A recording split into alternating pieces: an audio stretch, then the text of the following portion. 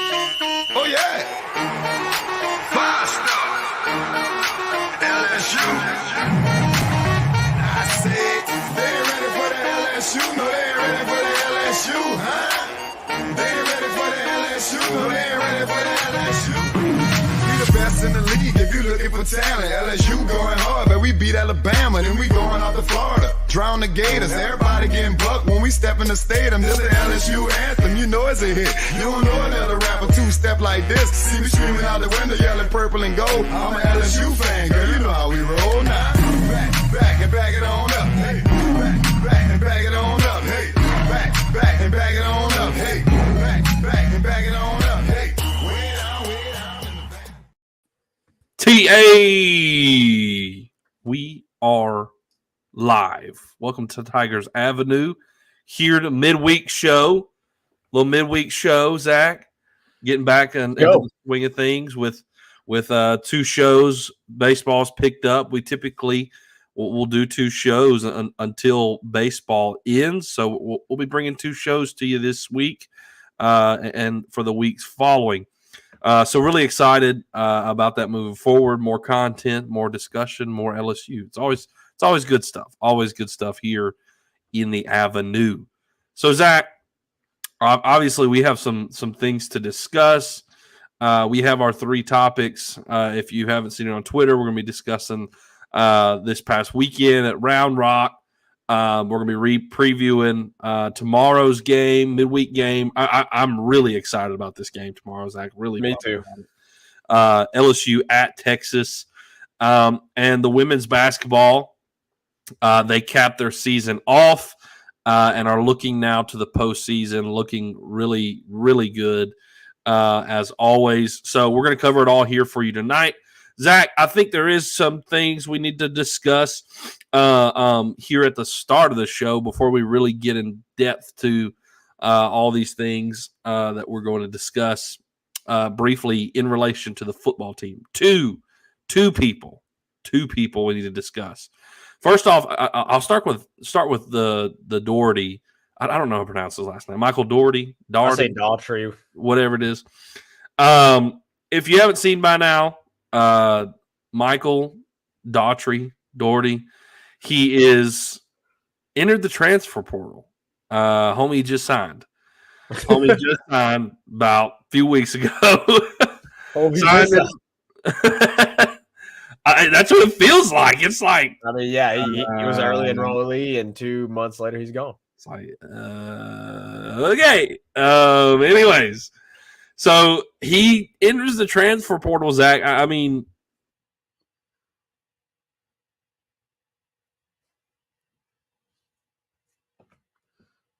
Reagan, did we lose coming you? in. So, are we here? I think you're back. Okay, so I thought I saw it lagging a little bit. So my question was, what do you make of this, Zach? I mean, a guy literally just signing weeks ago, and he's in the portal. I gotta be honest, I really don't care. Like, you don't want to be here, okay? Like, I think it's a little disrespectful, honestly, towards especially the coaching staff and the guys that recruited him. He's a young guy. He's 18. He's making a decision. We've all made bad decisions whenever we were younger. And I'm not saying that this is specifically the wrong decision for him. It may end up being the right decision for him. I don't know. Yeah. But I definitely think there was some immaturity there in this decision, especially with how soon it was. I would have liked to see him, stick it out for the spring at the very least, and at least, put on some pads and actually practice with the team outside of what they've been doing, just here, which, obviously we know they haven't been doing a whole lot here recently. But once we're getting to spring, everything's going to amp up. And he didn't even hit spring practice yet. So, really disappointing to see him kind of make that decision. I do think it's disrespectful towards the people that recruited him, the staff. But ultimately, I don't care. If you're not going to be here, then and you don't want to, if you decide that it's best for you to not play for the team, then so be it. Yeah, and you know what? I think you're right. I totally agree with you. Like if you're that jumpy, I mean, if you're that Nah. like really, yeah. Mhm. See you later. Like a guy like I don't want to talk Wish you bad the about best of the kid. luck. Wish you the best of luck, but like you just signed, you just got here and you're in the portal. Like, Yep.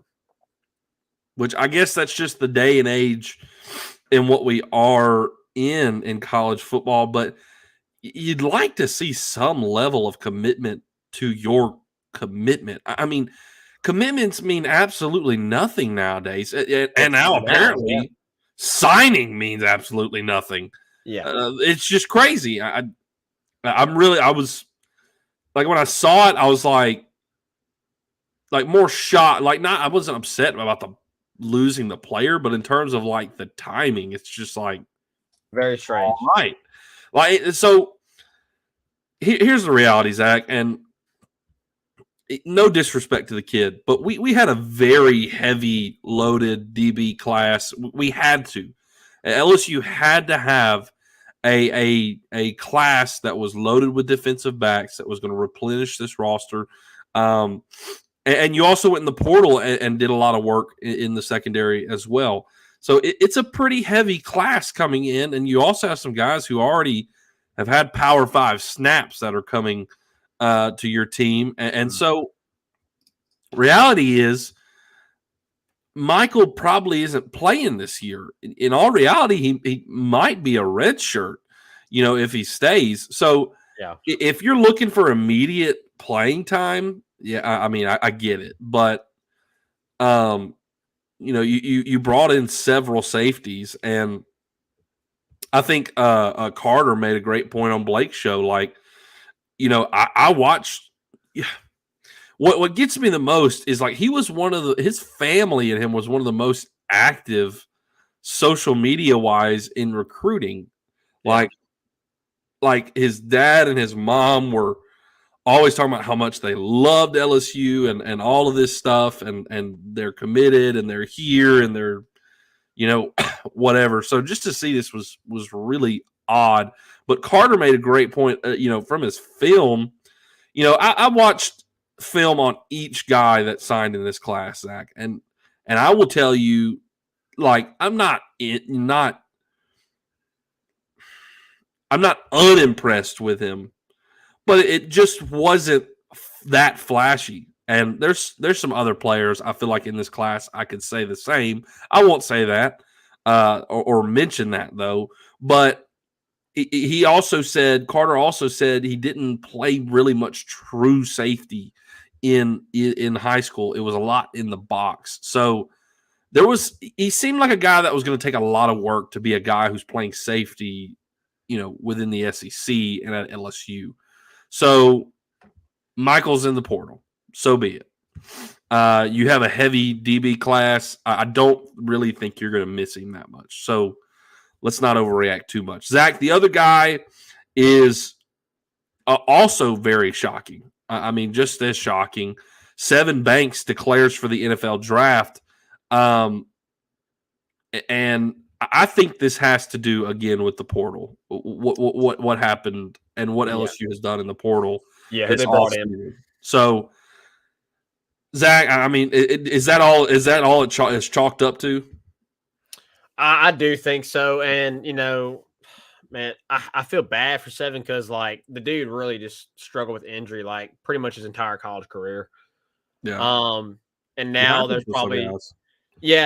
somewhat of a writing on the wall, with Denver Harris and Zy Alexander and Deuce coming in, like guys like that coming in, and you got Terrence Welch and Javion Taviano. Who else did you said? J.K. Johnson. So yeah, like Ryan Yates, like they're, I think there was some writing on the wall there. And I feel like Sevyn probably said, I'm not going to go transfer for the third time in 3 years, like, or the second time in 3 years. Yeah. Because he was at it would have been his third team in the last 3 years. So I totally kind of get that. I would have liked to see him stick it out, and like he could have been potentially, a guy opposite to Denver Harris or Zy Alexander. I feel like Denver and Zy probably have both of those spots right now, as it seems. But I mean, you could at least go out there and compete. But he feels it's in his best interest. Right around the door. Yeah, I mean, he feels it's in his best interest to declare. So, sure. Wish him the best of luck. Hopefully, go out, ball out in the draft combine, and we'll see what happens. Yeah, best of luck to him. But I hate that I really do hate that his career was riddled like that. And of course, the scary scene. I'm trying to remember which game that was. Was that? It was Auburn. Auburn. Yeah, Auburn. It was Auburn.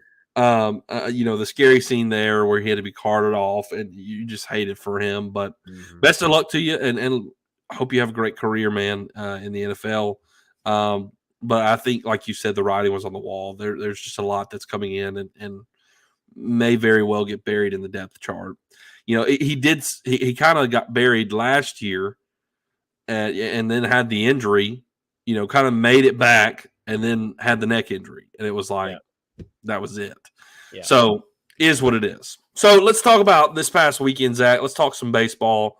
I love talking baseball. Gosh, I'm so glad the baseball season's here. I know, me too. It's so exciting. Freaking love it. It's so good. And I definitely love it just as much as football, and there's more of it, so it's just great. Round Rock Classic, Zach. This weekend they take 2 out of 3, beating Kansas State, beating Sam Houston, losing 1 to Iowa. Just right off the cuff, I really think people overreacted a little bit on social media. That's my opinion. This is baseball. It's going to happen. It wasn't your day. You move on, and you saw what happened against Sam Houston State. Yeah. You're still the consensus number one team in every poll. And I fully expected that. Like, it is what it is. And also when in terms of like people, saying, well, they shouldn't be number one anymore. They dropped a game. Like, guys, everybody's lost. Everybody in the top 25 have been losing. Like, not losing bad, but Texas A&M lost their series to Portland. Yeah, they lost their series. They had to walk it off on Sunday. To avoid being swept by Portland. Yes. Ole Miss dropped the game to Maryland 9-2. Arkansas dropped the game 12-3 to Eastern Illinois. Stanford is I think the number 2 team in the country, and they already have 2 losses. Yeah. So like it's like everybody's got a loss. I think the only teams who don't and who I think are being overlooked, quite honestly, is South Carolina. I know Wake Forest is number 6. I think number 6 in the country. They're undefeated. They'll probably run the ACC this year, to be completely honest, because North Carolina doesn't look like it. Virginia Tech sure don't look like it. like everybody's so like whenever we lost Saturday, you want to win every single game? Yeah, absolutely. And you want to beat. But you expected a loss. I mean, it's baseball. You play like what 50 plus games. Yes, you play 56 games. Like in baseball, anybody can beat any guys. This is it's so baseball. Sam Houston State goes out and puts a blank for Iowa. Yeah. I mean, shuts them out. And then Iowa turns around against the number 1 team in the country and puts up 12 runs. Like, it's the most baseball thing ever. Like, I'll tell you right now, in terms of the rest of the season, you got 56 games. I don't expect LSU to be number 1 the entire season. I just don't think it's happening. Do I think they'll be up there the entire season? Do I think there will be times when they drop back out and then come back in? And I think they will hover around top 5. Yeah, the whole season. It's just not likely in the SEC. Yeah, it's just completely unlikely for that to happen. I mean, Tennessee's an outlier last year. I mean, that's one of the most talented baseball teams in a long time, and even they lost. It's just baseball. So you shake the dust off your feet. You take the L on the chin. You learn. You move forward. And I mean, they had a great day Sunday to cap it off, and won the thing, and won the darn thing. Yep. Everybody was kind of upset about the law. I'm like, we still won the tournament. We still won it. So, yeah. So Zach, I guess we could go through it game by game. Yeah. What did you think about Kansas State and LSU? What I really loved about Kansas State is how Paul Skeens battled. Which, by the way, we have to mention. At least D1 baseball kind of got together. They got together. At the end. We came on here, I think, Friday after the game, and we don't have to recap that game too much because we recapped it on Friday evening show.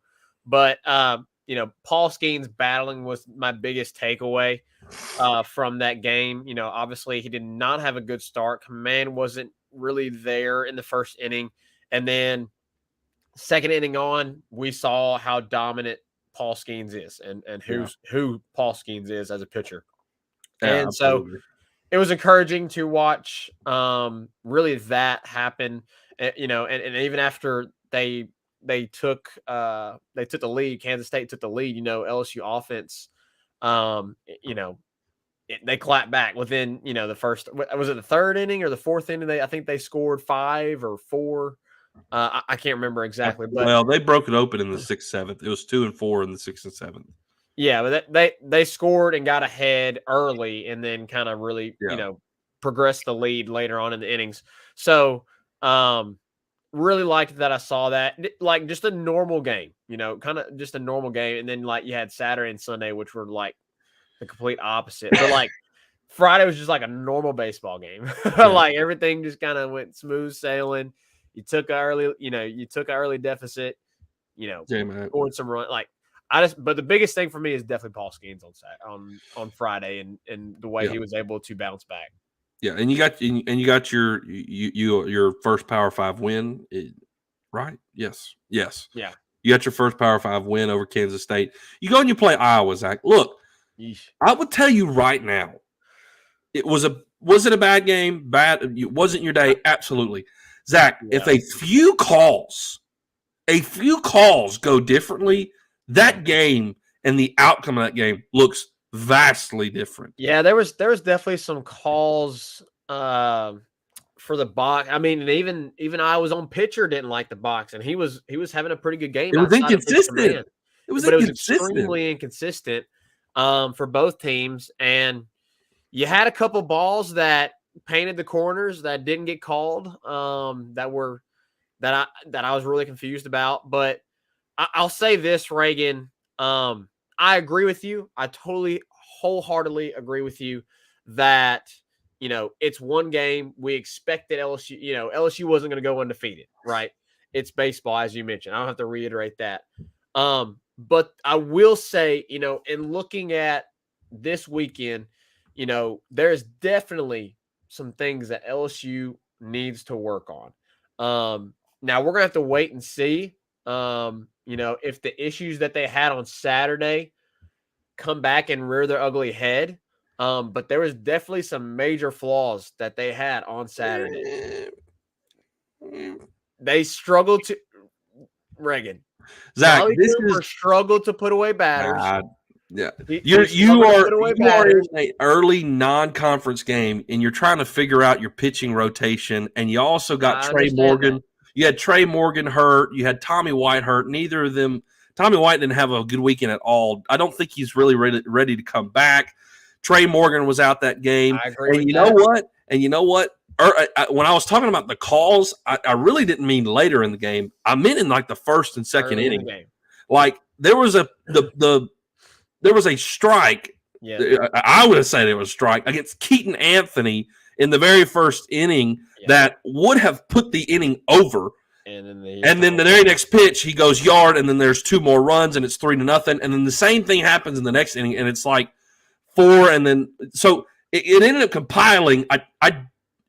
The idea that LSU is like majorly flawed is. I'm not saying they're major. I'm not saying they're major flaws. I'm saying they have flaws that if they come back and rear the ugly head, we're going to remember this game. That's what I'm saying. And that I would say it's not flaws though. I would say this is kinks you're working out early in the season.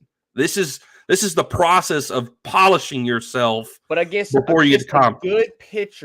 Against a good pitcher who struggled with command, they failed to execute in at-bats when you could have broken free, Reagan. You have to agree with that.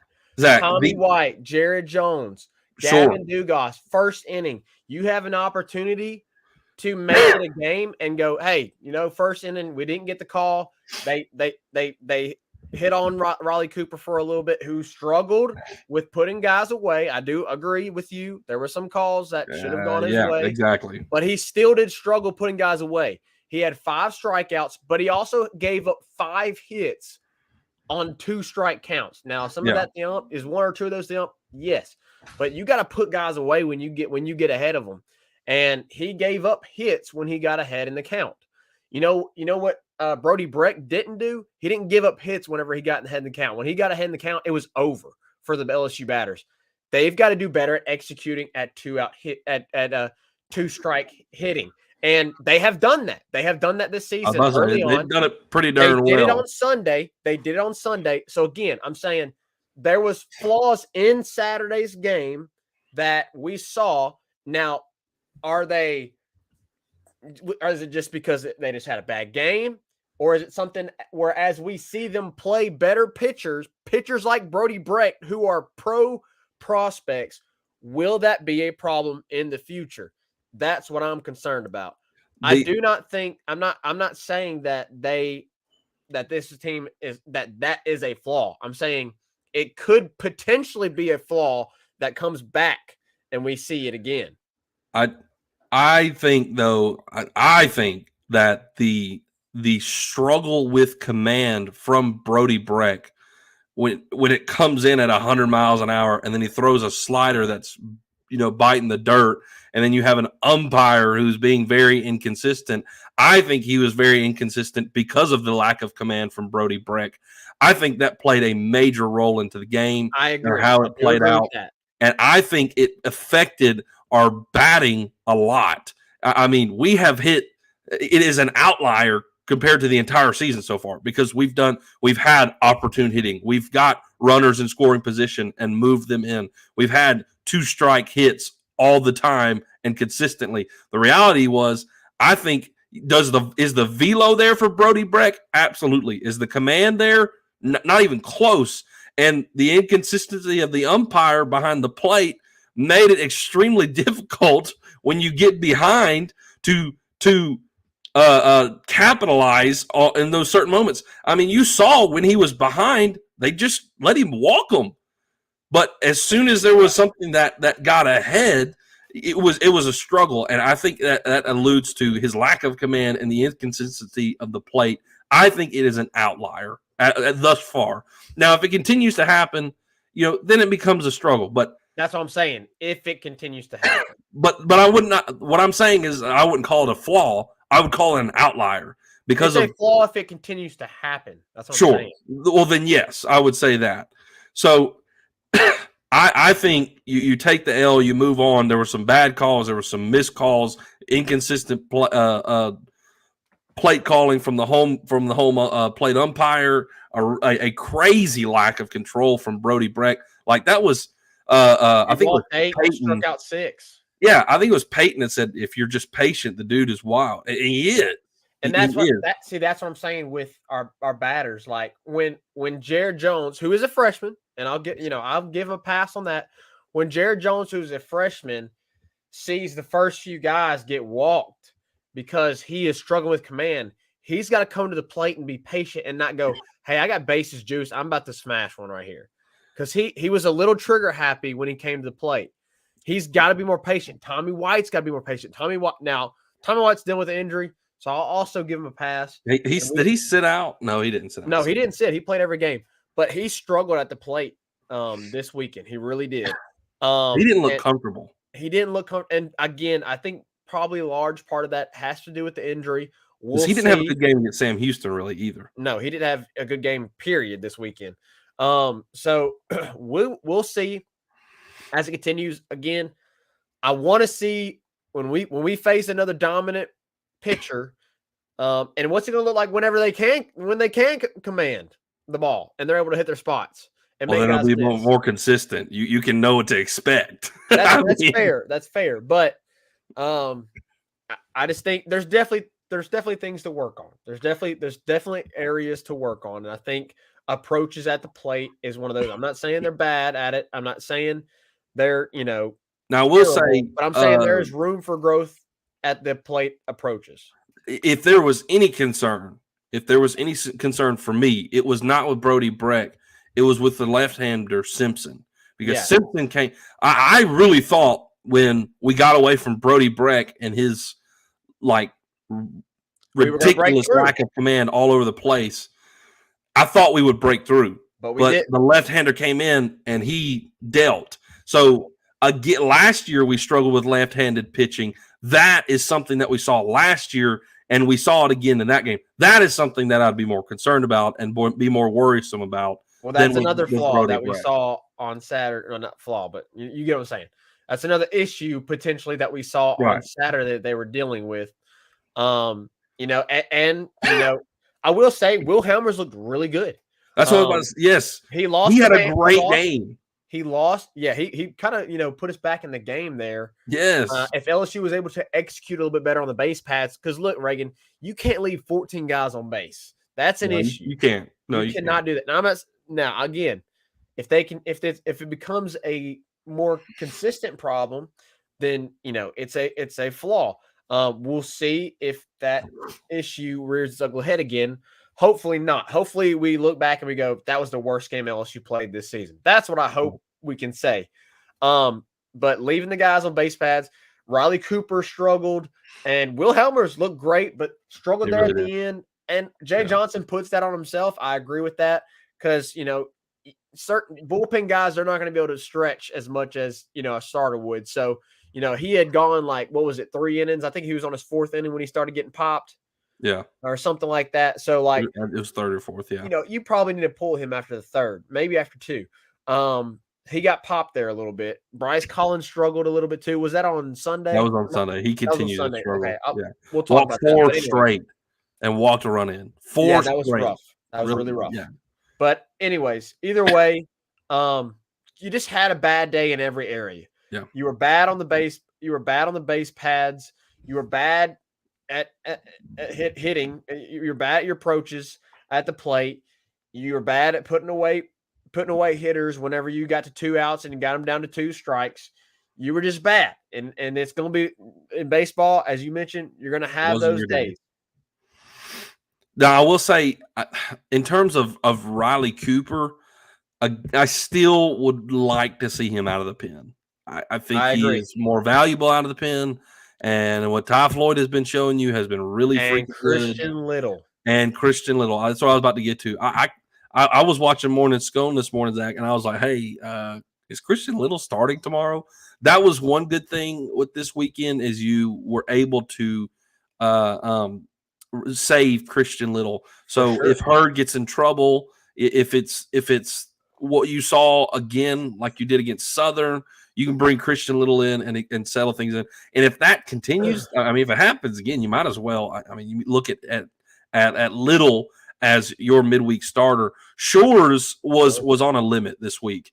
I don't know if you saw this or not. He was going to go past. They were going to line up one time. Turnover. Yes. So continuing to work him in, I'm fine with that. I'm fine with it. They had him on a pitch limit last weekend, and then they pulled him, and he had an okay outing last weekend. You still won the game, and your bullpen came in, took care of business.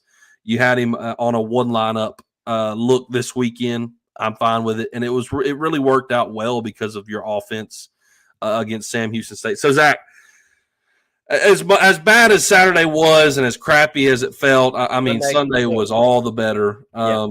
It was all the better. You hit, golly, you had 24 hits, or was it 23?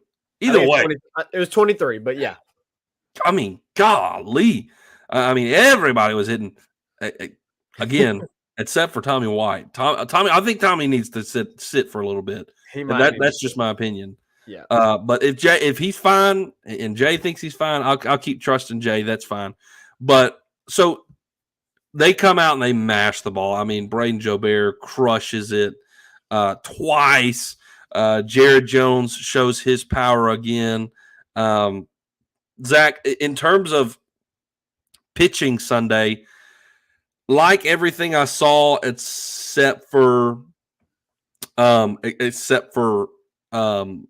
Bryce Collins. Well, there's one other thing, but I was going to let you comment on the pitching a little bit. Oh, I really enjoyed. I mean, I think as you mentioned and alluded to, Jay Johnson had a plan. They weren't going to let this lineup, because this lineup had looked really, really good in the first two games, but they weren't going to let this lineup face the same pitcher twice outside of Garrett Edwards, who also I think the biggest Solid. positive pitching wise from Sunday was Garrett Edwards. And I mentioned that when we talked with Demui, guys like Will Helmers, Garrett Edwards, Christian Little, Riley Cooper, Blake Money, which we haven't seen Blake a whole lot, but those guys are guys that have extended and have had starts at LSU.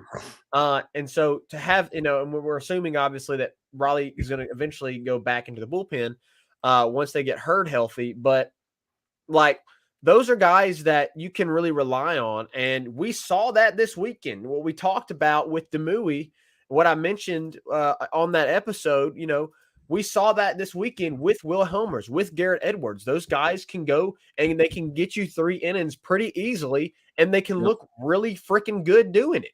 Yeah. Sammy Dutton's another one I failed to mention. Sammy Dutton has looked good. Sammy looks good. He came in. He came in after Collins, didn't he? And calmed things down, or no? Sammy Dutton came in the Iowa game.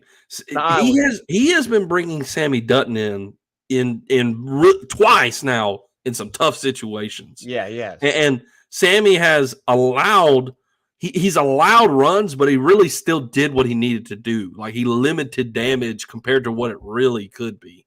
So I've been really pleased with Sammy because he's been put in two situations that were really crappy twice, and he's done pretty darn well.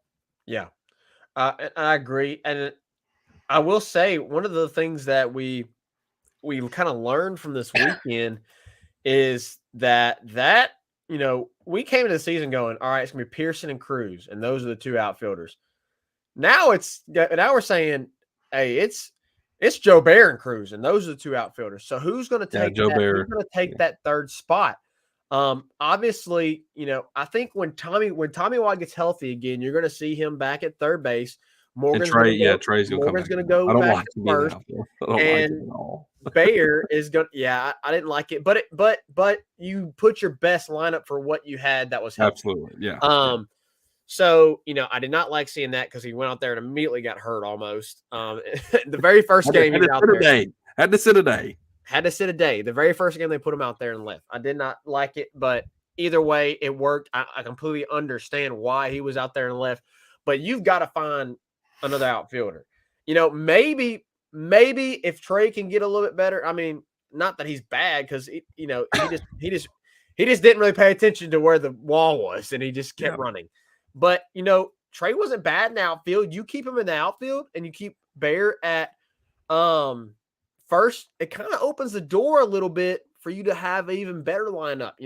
Then you can squeeze in Beloso, Skeens in there at DH. And think about how scary that is. Now, unfortunately, Napolt's probably the odd man out, as much as I've loved seeing Napolt. But offensively, he hasn't performed.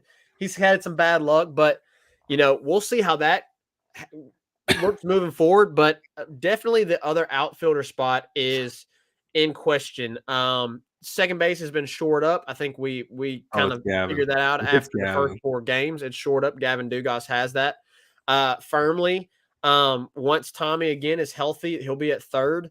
So who's going? And it is very evident that it doesn't matter who is pitching, left-handed or right-handed. Brady Neal is going to be. Oh yeah, he's your guy.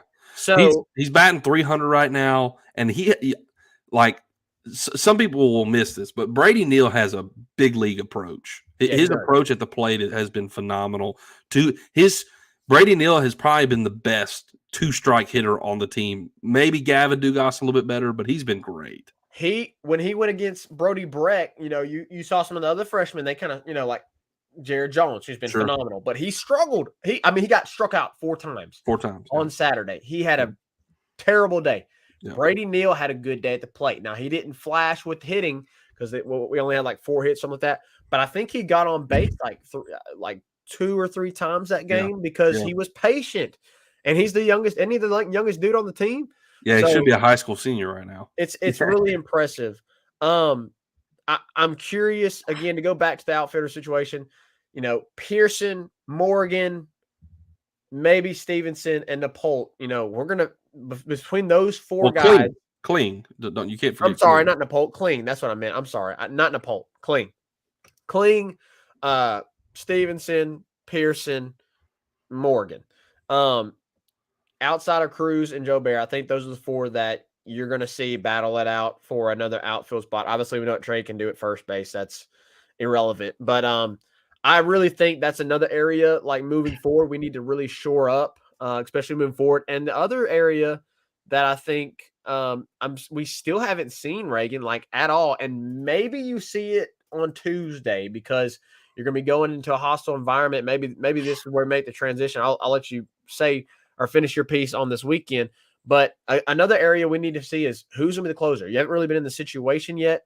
Maybe you see that Tuesday. But any other closing comments for you, Reagan, on this weekend? Oh, I was just glad that they battled back from adversity from Saturday to Sunday. I mean, that was huge, a huge response. I loved it. I absolutely loved it. I mean, you were finished the 3rd inning. It was 10-0. Yeah, it was like, okay, we're good. I don't even. Yeah, like we I got don't have to watch anymore. I can switch over to women's basketball. Yeah, exactly. Right back on track. I mean, a great mentality. Like you take it on the chin, you move forward. That's the team who just blanked Iowa, and you hang 16 on them. Like so really great response. The other thing is, yes, Joe Bear I think needs to be in the lineup, no doubt. But some of his defensive struggles did show this weekend. I mean, when that liner came at him, he just he just misread it. He just misread it. Yeah. I would like to see Kling get some more opportunities. I feel like Kling has had a streak of kind of some bad luck, hasn't had the best looks. I think he needs to be in the lineup a little bit more to get some more at bats because I really think he could break through. But another thing about Napolt, I really do like Napolt, and I think Napolt has done very well and has been solid and deserves his respect. But if the offense does not ever pick up, and let's say Tommy White's injury extends him a little bit, not being able to play third base, maybe you try Gavin Guidry out. Maybe you try Gavin Guidry out at third base because his bat is I mean, he's come up and he's gotten several hits. I think he's had a few RBIs already. I think he had the one error. I'm not too concerned about it, but Gavin and Guidry definitely has the arm to play third base. I don't think Napolt should be taken out of the lineup right now. I'm not saying that, but if it does continue to struggle and maybe this extends a little bit longer than you want it to, and you need some offensive production in the 9-hole, maybe try Gavin Guidry out. So, anyways, those are just my final thoughts on that, and then I guess we needed to discuss tomorrow's game and preview that a little bit. Yeah, you were talking about the closing pitcher. Well, we can kind of get into that now with Texas because, as I mentioned, we haven't really seen an opportunity for a guy to come in. Usually, right. You're up 3, you're up 2, you're up 1. That's when you see, okay, we're bringing this guy in to shut this down, right? And LSU hasn't been in that situation because they've either been blowing the other team out, or in the one instance, you got blown out by Iowa and it didn't even matter. So you were just preserving arms. You didn't have to try and bring in somebody to shut it down. So I'm interested, Reagan, and I guess we'll go here and I guess maybe transition to Texas a little bit. If we get into a situation tomorrow night, which we very well could, Texas, they haven't had they've already lost 3 times. They lost to Vanderbilt. They lost to Missouri. 0-3. Yeah. What's their record? They started 0-3. I don't know what they are now, but I don't know what the record is now, but I know they haven't had the best of season. This should be a game that LSU wins. They lost to Indiana. I think they lost the series to Indiana. They need to come out and dominate. LSU really does. But let's say it's close. Texas comes out.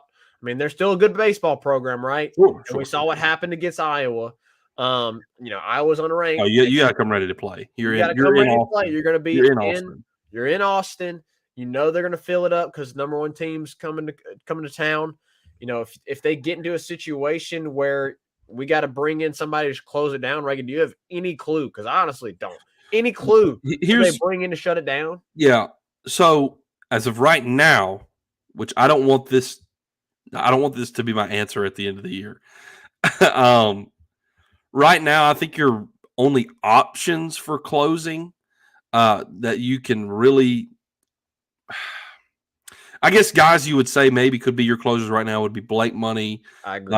I would like to First see one to Ty Floyd right now because I think he's a sure-handed guy that can come and close the door. He's the guy I don't want to be. I don't want him to be a closer at the end of the season. I want him to be a starter. I want him to be in the weekend rotation. Yeah, I agree. Sammy Dutton, I think could be your closer.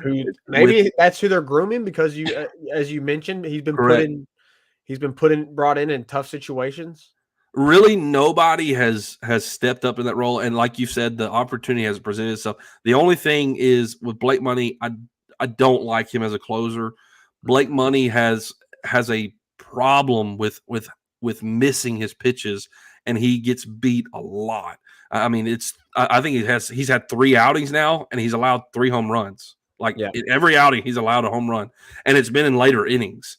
Like you don't need that. If you need a guy to come and close a game, and it's a 1-point game, you can't have a guy who consistently misses his location and leaves it over the plate for someone to crank it out. Like, so I really don't want it to be Blake Money. I would like somebody like Chase Shores to be groomed. Because I'm with you. I think I would I would hope that Thatcher Hurd eventually takes over the Saturday spot. And I would really, really like to see Ty Floyd or Christian Little take over the Sunday spot. I am very, very high on Christian Little, bro. He has just solid. looked so solid. He's looked so good. In my opinion, he has been, in my opinion, he has been the best out of the bullpen. I think so. By far. I think Floyd is right there. I think him and Floyd are 1A and 1B. I would really love to see them take over, one of those two guys take over the Sunday role. And then, if I don't know why, but I'm just stuck on Chase Shores being a potential closer. And maybe it's because of the Zach Hess effect, Zach Hess, and his velo is high to come in and just pump gas and put guys down. Yeah. And he can come in, give you 2-3 innings at the most, and you can be okay. Or you bring in, whoever between Ty Floyd and Christian Little, whoever doesn't get that Sunday roll, maybe them. If Christian gets it, Ty would be a great option because he's going to throw high 90s. Which I think is Christian throwing high 90s as well right now. I can't remember exactly. He's like mid 90s. Yeah, he's like 95, 96. I really like Christian Little. I really want to see, and we've seen a lot. I fully expect us to see him tomorrow night. Fully expect it. Oh, he's the first guy out of the pen. I don't even think you try to extend Hurd. I think you give Hurd 2, maybe 3 innings, and then you bring Christian Little in after that. Yeah. Unless Hurd is just dominating. Unless he's just dominating. I am really curious to see how Hurd does because he struggled mightily against Southern. And another thing we've taken into account, and we'll discuss this on Friday, but they have 4 games this weekend. They go Friday, Saturday, Sunday, Monday. So they're going to have 4 starters. So who's going to be that 4th starter? I know, man, dude. Every day back to back. It honestly is the best. Hurd. It's better than football in the aspect that you don't have to wait an entire week. You're like, in 2 days we get to watch it. Oh, and then in 1 more day or 2 more days, we get to watch 3 straight games in a row. It's awesome. So I guess we'll transition here, Reagan. We've talked closer. Maybe we get the opportunity to see that situation this Tuesday night, and we'll see who Jay puts out there. But in regards to this Tuesday night, Reagan, what are you thinking about this game in Austin against Texas? I want to see us dominate them. I mean, we should, based on what they've been playing like this year so far. I think Texas kind of got gouged last year. They got the gout. They got gouged last year with the draft. They're a pretty new team. They didn't return very much, and I think that's why you're seeing them start the season the way they are. I mean, again, it's Texas. They have talent on their baseball team. maybe just hasn't, new team hasn't completely gelled yet. But you're at Austin. It's their stadium. It's the number one team in the country. They're going to want to beat you. And just like Iowa gave you their best, every stinking team is going to give you their best because they want to knock the number one team off the country. They want that on their resume come tournament seeding time. They want that. So you have to come and play your best. I want to see Hurd have a much better outing. I want to see Christian Little come straight out of the pen, do exactly what he's been doing. Yep. And I want to see our offense execute at a high level. I want situational hitting to be at a high level. Like when we got runners in scoring position, less than 2 outs, they need to be scoring. They need to be scoring every time. I'll ask you this question because, that was one of the things that I did tweet about on Saturday's game. I would like to see Jay play some more small. Like when Jared Jones, who's been phenomenal, I understand. When Jared Jones is up to bat and you have 0 outs and you're playing Brody Breck and you're down 3 and you have bases loaded, maybe you try and sacrifice there and at least try and get a run across. And then you have well, I think after that was it Gavin Dugas? Or no, I don't think it was Gavin Dugas. It was, who was it? But Gavin Dugas, I know, came in that inning and struck out. But anyways, so yeah, I do you think maybe there should be some more small ball? With the lineup that we have, I don't know. I don't know. I think it would have to depend on who was up to the plate. Like if Jordan Thompson was up at the plate, I would say yes. But if Jared Jones is up to the plate, bases loaded, no outs, I'm never bunting. I'll just tell you that right now. I would never bunt. Maybe not never, bunt, ever, but, ever. Try to get a sack fly. Obviously. Well, I mean that's what you're hoping for. That's what you hope a guy like Jared Jones does, or that he hits it out. Yeah, I mean with his power, you hope a guy. That's why you swing away with Jared Jones because you can move more runners up with a sack fly and get runners on, but. If Napolt is up, if Jordan Thompson's up, let's say Paxton Kling or Josh Pearson's up, yeah, I could see that happening. Absolutely. I'm fine with that. Yeah. But like Jared Jones, no outs, bases loaded. No, I'm not bunting. I can't. I can't. I understand. I see what you're saying. It sucks that, you had the bases loaded and then boom, kid comes up, strikes out. Next kid comes up, strikes out, and you're done. Yeah. I mean, it just is what it is. But, I don't think that's going to happen very, very often. I will tell you that. Like if we get that's a fair point. So again, I think it was an outlier. Like for LSU to have bases loaded, no outs, and nobody scored. I mean that will probably never happen again this entire season. Knock on wood. Knock on wood. But anyways, I do not foresee that happening again. I don't even know what your original question was. It was small ball. Yeah, maybe. Again, situationally. Who's up to the plate, I think, is who it matters, and also how many outs you have and where they're at on the bag. I don't know if that was this weekend, but I know Kling had a moment where he bunted. I can't remember. Maybe that was against Kansas State. But Kling laid a bunt down in one of the games recently, and it wasn't a very well executed bunt. He threw to second. Yeah. Or through the third, got Thompson out at third. That should have been pushed down the other line, and I mean he really put it in a perfect play to throw Thompson out at third. So I don't know. I don't know how much they've worked on that, but you really hope with this kind of lineup you don't have to do much small ball. When you're doing small ball, that means you have to get a guy. You're kind of desperate, right? And you're trying every little inkling of the game to get a run in. This lineup shouldn't have to do that often. You're right. Anything else Texas? against Iowa, maybe you should have. Maybe you should have at some point. Anything else on Texas? Texas, I don't know. I hope we beat the brakes off of them. We got swept by them in 2019. We lost to them last year in the Shriners Classic. I want to beat the absolute brakes off of Texas tomorrow. I hope we run rule them. I don't even know if there's a run rule in effect tomorrow, but I want to beat the brakes off of them tomorrow. let's look at some of these comments. Ryan has been blowing us up. I love it. Yeah, we need to get to Ryan. We've been talking too much. He said Brady Neal's a stud. Absolutely. He said the only one who has been somewhat in position to close is Blake Money, but he says that Blake is more of a middle relief guy than a closer. Agreed. Yeah, I agree with that. That play happened against Kansas State, the one we were talking about where Paxton laid it down. Yeah. He says LSU by 20. I would love it. I'm down, man. I'm down. Yeah, he also agrees with Reagan green light all the way with Bear Jones, but he also says you do need to sacrifice some to move guys over.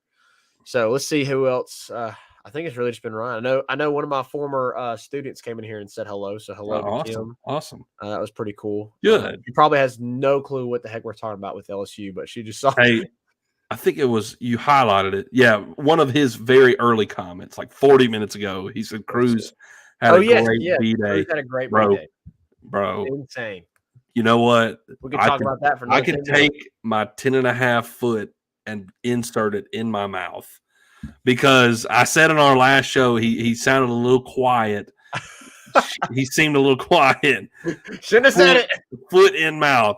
I mean, Cruz is playing a different game, guys. Cruz is playing a different game. 5 for 6 on your 21st. I missed the last at bat. Did he hit a double like off the wall? Yes. I missed his last hit. I think it was because I had turned it off by that point. I was watching the girls, which we're about to talk about here shortly after the break.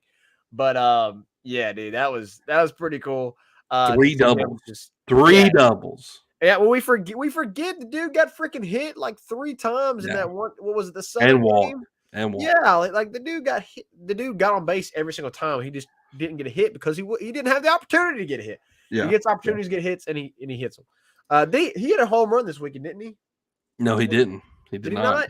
He did not. He's only hit 1 home run. He did a lot of hitting, but he didn't hit a home run. He did a lot of hitting. He had a lot of clutch hits, like when you needed to get hits. Like in the Iowa game, had to have something. He comes up and like I think it was the first 2 guys like screwed you like. They I think it was like you had no outs and you had guys on, and then the next 2 guys get out, and you're like, here we go again. And then Cruz comes up, boom, finally hits one. You're like, go. Thank God. Thank God. Yeah. So, anyways, we'll take a quick break, and then when we come back, we will discuss women's college basketball. Yes. Specifically LSU women's college basketball. We will look at this upcoming SEC tournament. Does LSU have a shot to make it to the championship and knock off potentially the number 1 team in the country? We'll be back right after this. 5-Star Hero, your intro and outro music for the Tigers Avenue show. They ain't ready for that LSU. Go check out all his other music on all the major platforms. Don't forget to follow him on Instagram at Saints Anthem and at Twitter at One Nation Doty.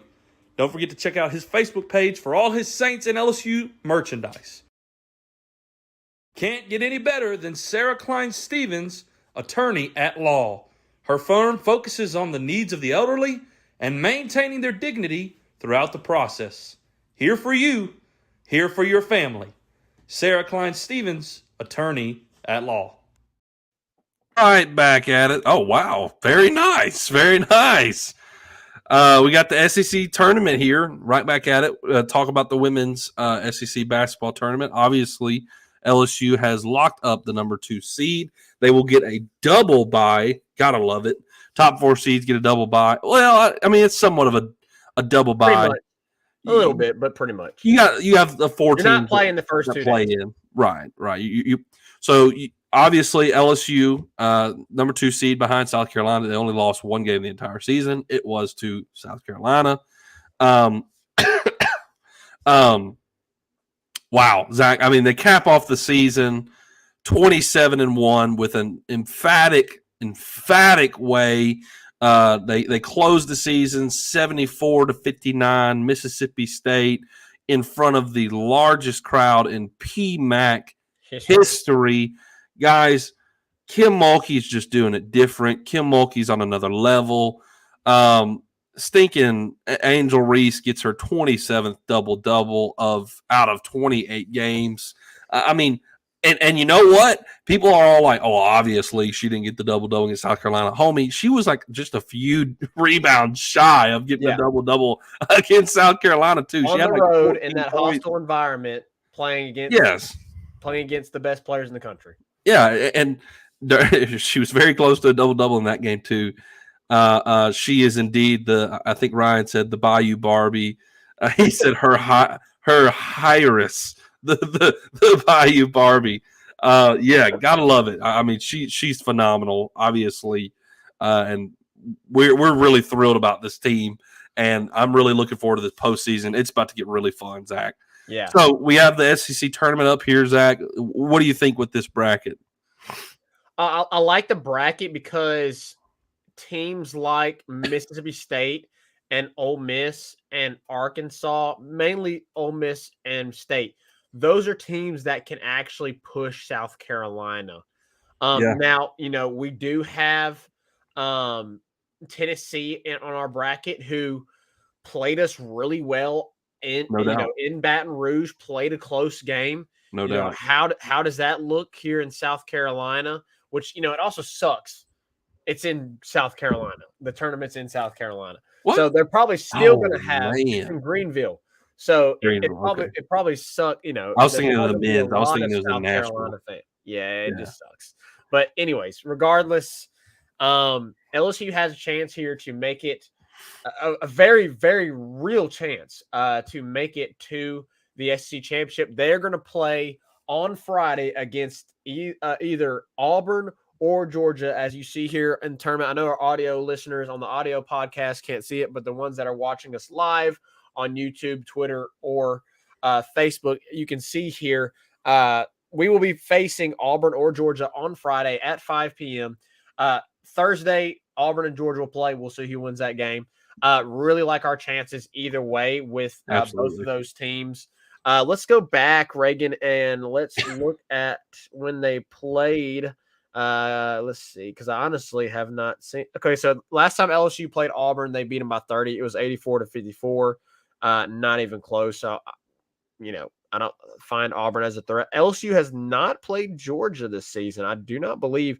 So that would be kind of a cool matchup. No, they did play Georgia. That game was actually really close. That was a very close game. Yes, it was. It went to overtime in Baton Rouge. So, hey, look, that's definitely not a give me. Either way, we'll see what happens between Auburn and Georgia. I'll probably watch a little bit of that game, or at least keep up with it some on Thursday. But I fully expect LSU to make it out of the first round. I think they'll beat Georgia or Auburn. I knock on wood. I hope Georgia doesn't surprise us there if they beat Auburn. And then you're gonna have to play a hard fought game against Tennessee. It's at a neutral site now. Tennessee's gonna give you. If you play them. If you play Tennessee's got to go through either Bama, Kentucky, or Florida to get to the semis. But we'll see, Reagan. But I really do believe LSU has a very, very good chance to make it to the semis. Yeah, I understand it'd be disappointing. Let's say if LSU gets beat here, and let's just say it's Georgia and LSU loses the very first round. Understand that'd be extremely disappointing. But listen, guys, is it really going to matter once you make it to the SEC championship and you're playing South Carolina? I don't know if it's going to matter. Now, that's me being a little pessimistic. I know. I'm sorry. Pessimistic. That's negative, right? Yeah. Yeah. Yes. For a second there, I was thinking it's positive. But anyways, that's being pessimistic. I understand, but look, it's going to be really, really tough. Again, you're in South Carolina. There's going to be a lot of South Carolina fans. Last time you played South Carolina, they dominated you. But let's not worry about championship. Let's just worry about the first game. I would imagine LSU is going to play Georgia on Friday. Yeah, and I would be. I mean, you better be ready to go to play Georgia. I mean, I watched every minute of that Georgia game. That was a hard fought game. They're scrappy, man. They're. I think there you go. Ryan said it himself. That Georgia's scrappy. Very much so. That's the game where they kind of got into it a little bit, talking back and forth. What's her face? Diamond Battles was over there. Doing all of Angel Reese's moves and everything. Yeah. like mocking dude, her celebration. mocking her, like, and then they lost. And I know Georgia was upset about some of the calls in that game. So, like, you know they're gonna come ready to play, bro. Yeah, and it was a hard fought game, and you know, all credit to that new coach over there. It's her first year there. She's coached from UCF, and has been very successful. Has made it to the tournament 18 of her 22 years as a head coach in college women's basketball. The only it's one of the times, sorry, that she missed the tournament was the COVID year. So a very successful coach, and she's done a great job with them. And I'm honestly surprised they're not higher than us. I'm surprised they're a 7 seed. I thought they'd been better than that. A very good team, and so yeah, you better be ready on March 3rd when you go, if you go to play Georgia, because they're going to be ready for sure. Definitely. So, how far do you think LSU makes it in this tournament? I think they make it to the championship. I really do. I think they make it to the championship, and I don't care who's there. I really don't care if it's South Carolina. I just want to win it. I want to see them win it. Yeah. Now, if it's South Carolina, obviously it means a little bit more in terms of seeding. I mean, because if you beat South Carolina and you're 1-1, probably a 1 seed.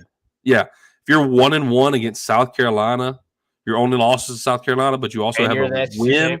Yeah, you're the SEC tournament championship over South Carolina. You're probably bidding for a top 4 seed and hosting for a long time in the tournament. So yeah, I'm excited about it. It's gonna be a lot of fun to watch this tournament. Let's see, Ryan. Before we close the show out, Ryan said they are pretty much guaranteed a 2 seed in the NCAA tournament. Like, yeah, even if you lose to Georgia, like you're good. You're a 2 seed. Yeah. Yep. Tyler Townsend said, "What's up, guys? South Carolina ain't been LSU 3 times. Hey, I'd be okay if they only played them twice, went 1-1, and then never played them again. That'd be nice. If South Carolina gets beat in the tournament, and then we go to championship. I tell you right now, though, Zach, it's just I'm not knocking Angel Reese at all, because she deserves all the respect in the world for what she's done this year. Had a phenomenal season. She's still young, though. She's still she's young, and also I said this earlier in the season. It is rare. It is rare in women's college basketball to have a player her size be this good. Like you just don't come by them often. But South Carolina's got about 2-3 of them that are good, and they're bigger. They're bigger than Angel Reese. Yeah. So it's a problem for her because she's not used to seeing that. And they are physically, I mean, number one, they're taller and they're stockier than her. I mean, one of them was like, she came off the bench and she was like 6'9". Angel Reese is 6'3". Like she's huge. She's huge compared to Angel Reese. So it presents a problem. It just is what it is. But that's because South Carolina has what LSU has in Angel Reese. It's a rarity. And so you don't see it. And so when Angel Reese has to face 2-3 of them, and they can rotate them in and they're fresh, it is a daunting task. And it is a daunting double in that game. Yeah, and she still almost got a double. Absolutely. Yep. So we're excited for this tournament, Zach. I know you are as well. For sure. Let's go ahead. Let's take a final break, and then Reagan will come back, and he will close the show. Make sure you go follow us on Twitter, TikTok, Instagram, and Facebook, all at Tigers Avenue, for daily updates on the show and all things LSU sports. If you're watching on YouTube, make sure to click off and hit that subscribe button at Tigers Avenue. We broadcast all of our shows live on YouTube, Facebook, and Twitter. All right, guys. Been a really great show. Really enjoyed discussing this past weekend. Really pumped about tomorrow night's game. I love playing early season non-conference Power 5 teams. I always love it. I really like that it's an away game. It's your first true road game, so I'm really excited about it. And it's also, when you get to go play Texas in Austin, it means a little bit something more. A historically great program. You go there, you get a win, and if you win commandingly, it's a big statement. It's a big statement for LSU. So I'm really excited about that tomorrow. In terms of pitching, no, it is hurt. I'm sorry. I thought I saw something earlier this night that said that he was not going to announce. I think he said he's not going to announce his lineup until the pitcher is announced for Texas. So Hurd is pitching tomorrow. We won't see the lineup until Texas has released their starting pitcher, Leah Van. I'll give her credit for that. She had that quote from Jay Johnson earlier today. They were out there practicing today. Obviously, they were in Round Rock. They just turned right around and went to Austin, practice today, getting ready for tomorrow. So really excited about that game. Looking forward to the SEC tournament. It's a really great time to be an LSU Tiger fan. A lot of fun stuff going on. Hey, and look, the men are going to play in the SEC tournament too. So we got to pull for them, okay? We got to pull for them. I don't know about y'all. Some of y'all may have tapped out, but I at least give every game a chance. I turn every game on. I give it a chance. So come the first round of the SEC tournament, which LSU will definitely be playing in the first round of the SEC I'm dying right now. I will turn it on and I will watch it. We'll see how long I watch it, though. We'll turn it on, that's for sure. We'll see how long I watch it, though. How long it's on, we'll see. Yeah, we'll see. We'll see. Thank you for joining in there, Zach. Yeah, I figure you're behind the scenes cracking up a little bit. But I'm going to support them. I'm not going to be a fair weather fan and just not watch them. I'm going to turn them on, give them a chance. All right, guys, it's been a great show. We really enjoyed it tonight. Y'all have a great night. We'll be back later this week. We'll announce our show date and time and what we'll be discussing. Really looking forward to it. We'll see you next time here in the Tigers Avenue. 5-Star Hero, take us out. Peace.